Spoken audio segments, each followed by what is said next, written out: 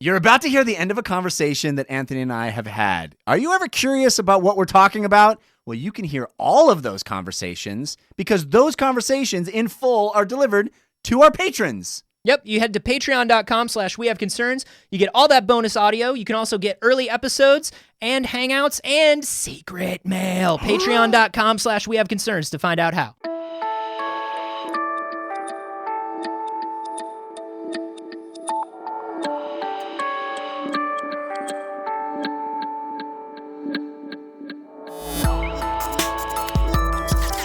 Easy. It's fun and easy to smack things. Yeah. And so keep smacking Just smack. things. This is We Have Concerns.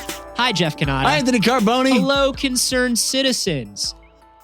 I have very strong feelings about my favorite albums from certain bands. Oh, yeah. Very sure, strong of course. We all do. I mean, music is a very emotional thing, and you get very attached to the things that you fall in love with. The other day, I was driving in my car, and I pulled out a CD, a compact disc. You may not be familiar with them. My car still accepts them. Like a Blu-ray? My car still happily accepts them as media. Yeah. So I pulled out an old CD from... How many miles do you get to a CD? That's not how it... Anyway, I pulled out a New Order Republic. Oh, hell yeah. I fucking love that album. Yeah. I haven't listened to it in years. And I just happened to be in my car in this container of CDs that I have in my car because that's the only place that actually plays CDs still that I have in my world. Yeah. And I popped it in and I was immediately taken back, like tripped on the time at which I was listening to that in heavy rotation. Yeah. And I felt like that and smelled smells like that. Very powerful albums. And I think there's sort of a weird randomness. Like you can meet somebody who is a big fan of New Order, and maybe you're a fan of New Order, and you're just like, yeah, best album, 1, 2, 3, and you both will say a completely different album and like the same band for completely different reasons. Right? Yeah. Even though they're the same band, functionally from album to album, the change of their sound is usually pretty small. Mm-hmm. So this is an article on Vinyl Me Please, which is very weird that Vinyl Me Please would be reporting on scientific data because they are a company that sends you a record every month. So that's strange. I guess social media for brands does work every once in a while. It's working right now. It was sent in to us by Joshua Caleb on the Facebook, and it was written by Robert Spuller, who says his favorite U2 album is Pop. What? Fuck you, man. Fuck you right now. How dare you? Pop, of the course. answer is Joshua Tree, and it will always be Joshua Tree, and fuck you right now. So people have strong opinions on the album Pop. It was widely considered to be one of the worst albums ever. It was certainly I like some songs from Pop. I own Pop. I like some songs from it. It's no fucking Josh. It's not even Octung Baby. It has the song Discotheque, which if you remember the lyrics go, ooh, daka daka ooh, discotheque, ooh, yeah, daka daka ooh. But it's really speaking to a universal feeling of ooh. Yeah. I think. You know, Daka Daka. Just working class Irish rock stars writing songs that speak to the people.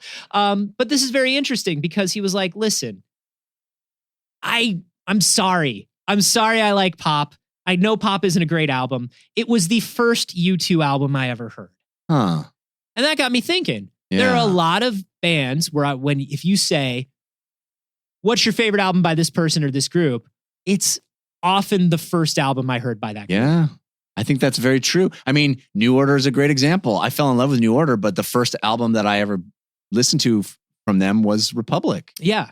So there are a couple of reasons for this. And I've often thought, it's been my theory that the first album you hear from somebody, same as like the first movie you see from a director, first book you read from an author, you don't have a pattern recognition in place for that author or that band. So it seems fresher and more new and different. Not just that, it also defines the rules of the pattern for you. Oh, you know what I mean? Right. So if you're talking about something like a schema, which is what's mentioned in this article, a schema is like a sort of a set of rules that data falls within, right? Yeah. So you hear New Order's Republic, which I'm so glad that's the first album that we brought up on this episode, since it will just speak to so much of our audience.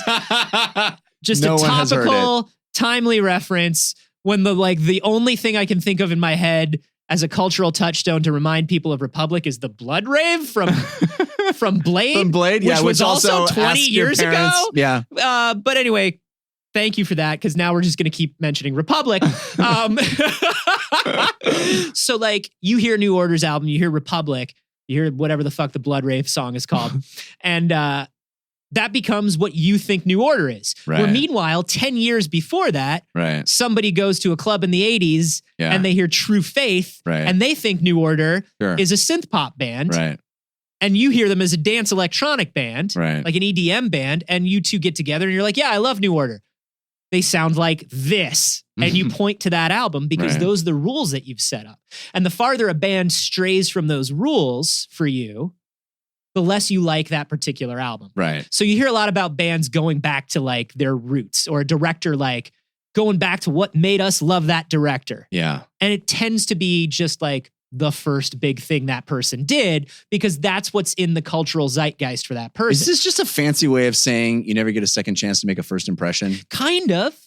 Yeah. Kind of, yeah. Because the first, you go, oh, I love these guys because this is the first time you've heard these guys. Yeah. And so that's what made you fall in love with it. So, I mean, there are... Like you said Joshua Tree, Yeah. and then you said Achtung Baby is fine. Achtung Baby is my favorite U2 album. It's the first U2 album I heard. The answer is Joshua Tree. And again, we're arguing about U2, so we've already alienated our entire audience. It's over. But it's more than just setting up these rules and this schema, like I thought. There's something, there was a study published in 1968 called Attitudinal Effects of Mere Exposure.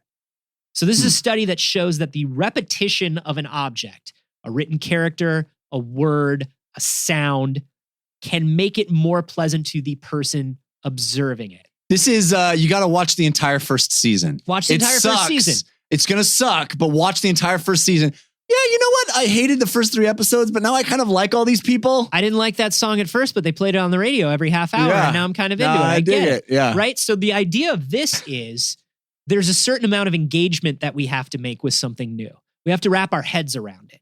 We have to decide how we feel about it. We have to build that schema in our mind. Right. But we also have to make a lot of decisions about how it makes us feel and what our opinion is. And then invalidate those decisions later when we heard it 400 times. Well, you know what? I like, hey, I just met you and this is crazy. Okay, I like that from Go. And anybody who didn't like Carly Rae Jepsen from Go is is a heartless monster. Okay. That's you, a heartless monster. I warmed to it. And you know what? And you know what? I'm bucking all the trends.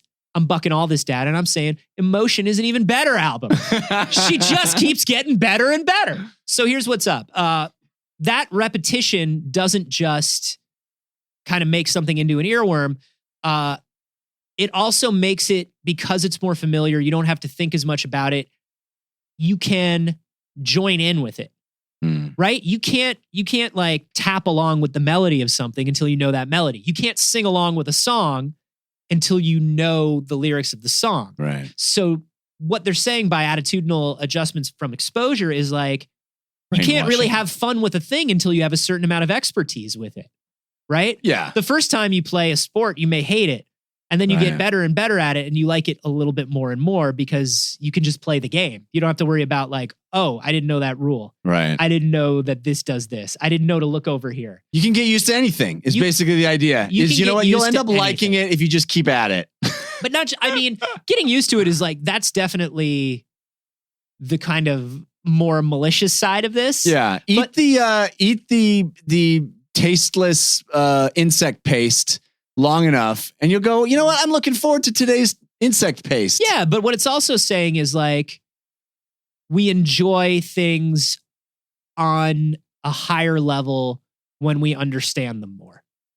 Yeah. Which is like, there are kind of two sides of it, right? Okay. So there's a side where it's like, you can get used to anything that's trash if it gets thrown in your face long enough. Right. But the other side of it is like, hey, if you take the time to get rid of the friction between you and this thing, you'll probably enjoy this thing on another level. Yeah. Or I can have listened constantly to Red Hot Chili Peppers and never like them.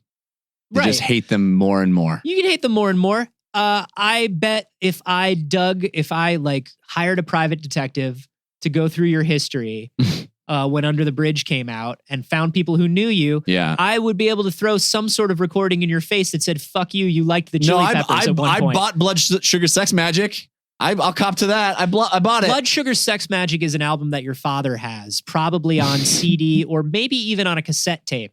Ask your dad to play Blood Sugar Sex Magic for you. He'll really love that. But what is your favorite Radiohead album? It's OK Computer. Is it really? Yeah. It's OK Computer. So that's the first one you heard?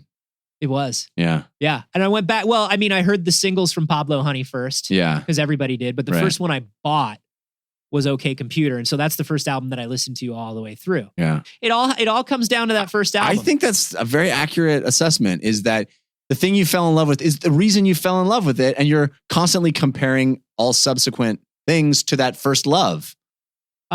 There was an experiment that was done to sort of prove this attitudinal effect of exposure, where a listener has played the same song repeatedly and each time indicates via a slider when they feel the music getting tense, like a song's high point. At the beginning, they when he says discotheque the 400th time. Yeah.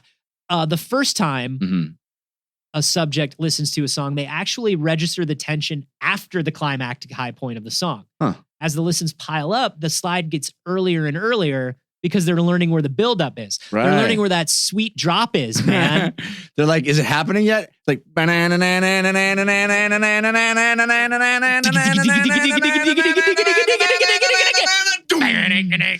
yeah. That's pretty rad. Yeah. That was pretty rad. It felt really good. Very good. We're very good at music. We're very good at music and not annoying at all. So they're configuring the way they're orienting so that they're kind of thinking through and experiencing what is about to happen as opposed to experiencing the song as it's happening. And there's something that we've kind of learned when we talked about a little bit about the science of spoilers and the science of kind of formulaic stories is there's a joy in the familiar. There's a joy in being a step ahead. Yeah. Right? That's why TV I know what's going to happen. Yeah. Oh, yeah. It feels so good. I saw that twist coming the moment before I'm it happened. so smart. Yeah. SMRT. But yeah, that's the thing is the best stories, the best like crime stories are written. Like if you watch, like right now we have my mother-in-law is staying with us and I love her to death. That's a weird transition from crime story. What are you going to do to your mother-in-law? I'm going to murder her. And you saw it coming. I did. And that makes you a good story detective. It felt so good. Right? But she's recovering from a surgery. And so she's just laying around. She can't do anything else. Yeah. She's watching like a lot of those TV like crime team shows. So your NCISs and your... Right now she's going through like Criminal Minds, the one with Mandy Patinkin. I love a good Patinkin. Love a good Patinkin. And it's you know really why? funny because the first Patinkin was Princess Bride Patinkin. Yeah. That's why I fell in love with Patinkin. So she's watching this and she's feeling that thing where like there is a point written in all of these shows where you are supposed to be one step ahead of the detective, right? Right. There's a point in the first beat of a scene where the audience figures out what the detective is going to figure out at the end of the scene. Right. And then the trick to writing a show like that is at the end of the scene when the detective figures it out, the writer also throws in a twist that they literally gave you no clue about. Right. Yeah. So then you're hooked for the next scene so you can get a beat ahead of the detective again. Yeah. And that's kind of the way we enjoy all good things, up to and including music. We know, oh shit, here comes that cool part. Yeah. Where it goes like, like it's about. But it's a little different than what I thought it was going to be. Yeah. It's just like the Patinkin. Well, they say that all of these pop stars, pop music, people who are particularly good at it, and this usually comes down to the producer more than the band. Yeah. They know to change their sound just enough to keep the old audience while throwing in just enough change to grow the audience and keep their old audience engaged. If a band puts out 3 albums that sound kind of exactly the same in a row, everybody talks about how that band just fucking sucks. Yeah. We thought they were going to be the next big thing, and then everything they did sounded the same. But you need it to sound a little bit the same because you have a situation like Pop, where U2 came out with this album where all of a sudden it was just a fucking electronic, literal pop album. Yeah. And everybody said, fuck you, U2. This is why the Criminal Minds soundtrack is so good. Yeah. It's the same principles at play. They're so good. Criminal Minds, actually, I was listening to it, like I was watching and listening. Criminal Minds was from like maybe the last, because they started the show in 2003. Yeah. They were still writing like a lot of original music cues per episode. And I was just kind of like, whoa, I forgot that shows used to spend money on this. Yeah. Yeah. Like TV shows now have like 3 themes that they reuse. But it was kind of crazy listening to Criminal Minds like use specific music cues for every episode. So you're right, Jeff. The Criminal Minds soundtrack is exactly what you said. So you are a detective again. Yeah. I'm really going to branch out. I think I'm going to work on some music-related murders. I wouldn't. No? No, I wouldn't go into Too different? Too different? Yeah, it's not what people want from you. Okay. Maybe go into a show that's a little more about music or crime. I Do like a show it. that's like this, but about crimes. Then do a show about music. We have crime cerns? We have crime cerns. That's it. I think we'll just end it there because that's a high note.